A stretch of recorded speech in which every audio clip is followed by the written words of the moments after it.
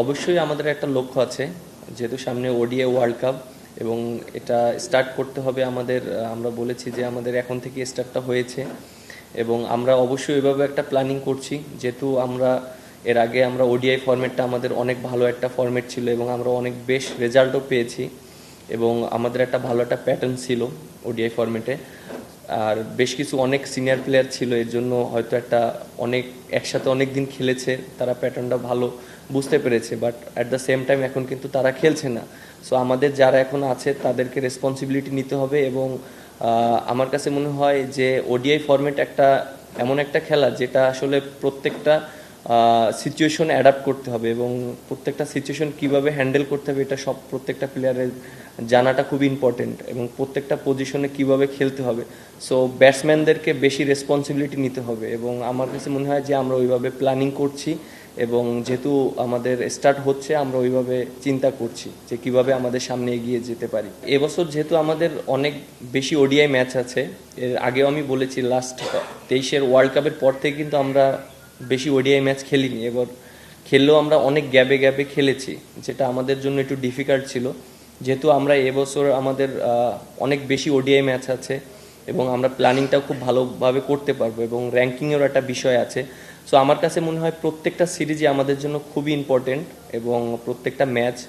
এবং আমার কাছে মনে হয় যে আমরা লাস্ট যে সিরিজটা জিতেছি এবং কালকে থেকে যে সিরিজটা শুরু হবে এবং পরের যে সিরিজগুলো আছে আমাদের জন্য অনেক ইম্পর্টেন্ট এবং আমরা ওইভাবে প্ল্যানিং করছি। হয়তো আমরা অনেক বেশি দূরে চিন্তা করছি না, প্রত্যেকটা সিরিজ এবং প্রত্যেকটা ম্যাচ আমরা চিন্তা করছি এন্ড অফ দ্য ডে একটা ভালো একটা রেজাল্ট আসবে। অবশ্যই আপনি একটা জিনিস দেখেন, একটা টিম বিল্ড করতে গেলে কিন্তু অবশ্যই প্রত্যেকটা প্লেয়ারের পারফরমেন্স করতে হবে, অ্যাজ এ ক্যাপ্টেন হিসাবে প্রত্যেকটা প্লেয়ারকে ব্যাক করতে হবে। সো আমার কাছে মনে হয় যে আমাদের টিমে অনেক ভালো ভালো প্লেয়ার আছে এবং যারা পোটেনশিয়াল প্লেয়ার অবশ্যই চেষ্টা করব তাদেরকে ব্যাক করার জন্য এবং তারা যদি পারফর্ম করে টিমের জন্য অনেক বেটার হবে। এবং আমার কাছে মনে হয় যে পারফরমেন্সটা খুবই ইম্পর্টেন্ট প্রত্যেকটা প্লেয়ারের জন্য এবং চ্যালেঞ্জটা খুব ইম্পর্টেন্ট। এবং দেখেন যে যদি সবাই নিজের চ্যালেঞ্জটা নিতে পারে এবং যারা পারফর্ম করছে তারা যদি সবসময় টিমে খেলে এবং তারা যদি সবসময় কন্ট্রিবিউট করার চেষ্টা করে তাহলে এটা টিমের জন্য অনেক ভালো হবে।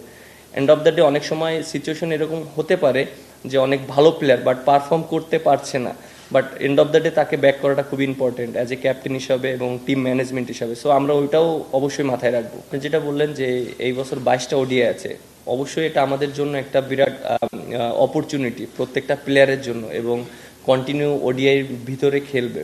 এবং ব্যাটিং অর্ডার যেটা বললেন যে আমরা অবশ্যই টিমের যেটা বেস্ট কম্বিনেশন হয় সেটাই আমরা চেষ্টা করছি এবং সেটাই আমরা করব, কারণ এন্ড অফ দ্য ডে আমাদের রেজাল্টটা খুব ইম্পর্টেন্ট। কারণ যেহেতু আমাদের সামনে ওডিআই ওয়ার্ল্ড কাপ, আমাদের র্যাঙ্কিংটাও খুবই ইম্পর্টেন্ট এবং যে পজিশনে আমার কাছে মনে হয় বিগত দিনে সাকসেস হয়েছে আমরা চেষ্টা করব তাকে সেই পজিশনে খেলানোর জন্য এবং সে যেন ওইখানে পারফর্ম করতে পারে এবং ভালো করতে পারে, আমরা ওইভাবেই চেষ্টা করব।